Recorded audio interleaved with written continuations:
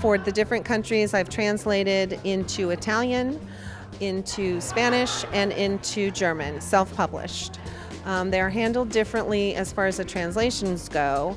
I was able to secure a professional translator in Spain who had translated some of my published books that were traditionally published, and just contacted her through social media and was able to get her to translate my novel.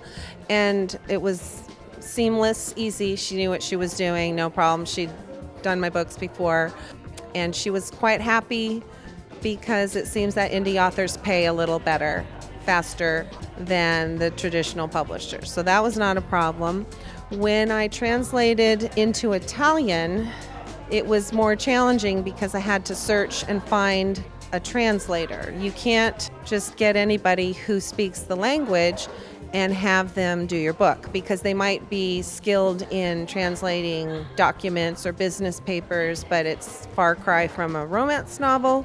So you need someone that can do that. So the way I handled it was I had a group on Facebook of readers who were aware of my books already and spoke Italian. I used an online freelance company called Elance to ask for translations. I had them translate a small sample and then showed those samples to my fans in my little group and asked them to tell me which one was the best. Then we went from there and chose the very best translator for the job. And she did a beautiful job. It was quite easy. Once you have the book translated, you upload it to your retailers the same way you would any other book. And when it gets to the part where what language is this book in, you just select the language and you've self-published in another language. It really wasn't that difficult. My other language that I've done is German, and same thing, securing a translator that can do your books and can do a romance novel, convey your words, is really the biggest challenge, is finding the translator. Once you've done that, the technical aspects of it are very, very easy and very rewarding, and I'm happy that I'm doing that. On average, I publish about 2.5 books per month. That's true, and it's a crazy writing schedule. And basically how I do that is I always have multiple books in the pipeline at a time.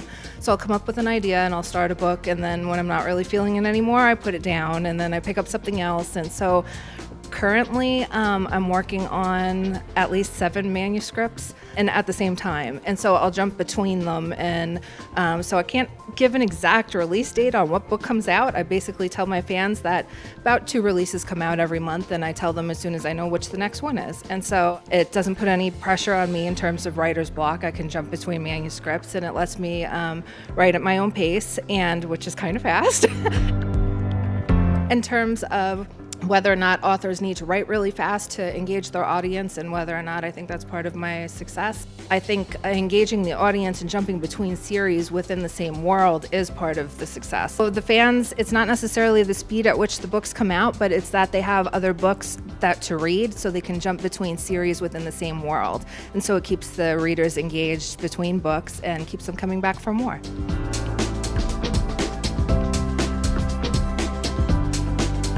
I joined the Alliance of Independent Authors. I was actually invited to join because I had sold a large number of books throughout many distributors, including Kobo, Writing Life. And I was asked to bring my expertise, such as it is, to the Alliance of Independent Authors to help new authors who are trying to navigate the sometimes choppy waters of self-publishing, because there's a lot of information out there, there's a lot of rumour. So they needed facts, they needed people who'd done it to help advise new authors in how they can basically self-publish and grow their business, because it is a business. One of the things I found the most exciting is that when you have a new author coming in, and they're sometimes scared to ask what they perceive to be silly questions, but there are no silly questions, because nobody knows everything about anything. So even the more experienced authors can learn something. There's always someone who has done it. When a question comes in, there's always somebody there. There's over 800 of us there, and I believe by the end of this week there are probably going to be 1,200 authors there.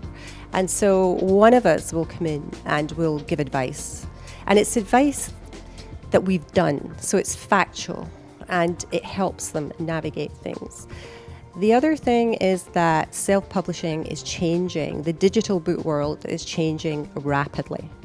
In fact, almost every week. So trying to keep on top of those changes is a real challenge. And this way, coming together and collaborating, we also spread things like best practice.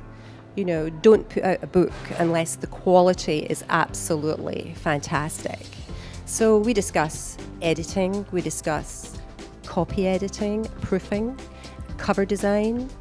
And what's actually happened is we now have cover designers, editors, copy editors joining Ali. And so we now have, and also a legal team as well. So if an author is very fortunate to have a traditional publisher come to them and say, we want to publish your books, would you like to, come to us and we will publish your paperbacks, for example, or we will do your audiobooks, for example. We have in Ali legal advisors. So for a very small fee, the author can go there, show the contract, and get absolutely the best advice. And that is a great thing for us to offer. So I'm part of a lot of different organizations. I'm Canadian, and there's not really a strong author community there right yet. It is growing. But as authors, we can't be by ourselves all the time, so we need to surround ourselves with others who know our passions and understand it. So at first I grouped myself with some US authors and organizations, and now I branched out with Ally, and they're a group here in the UK. I learned different things from each group. So even though I'm Canadian and we do have a different reader type in Canada, I learned how to market in the US. And with the UK, I have such a strong fellowship here that it is quite different marketing here in the UK as compared to the US. I have a passion for storytelling, especially when it comes to telling stories of mothers and our deep hidden fears. Majority of my stories that I tell are about mothers and children, and I think because it's such a heart issue for me, that it connects with my readers as well. So I think I'm going to continue to publish, and I'm going to continue to be an indie author and a traditional pubbed author, or hybrid, or however we want to label ourselves now. I am an author, and I'm going to continue to publish these books that reach readers' hearts.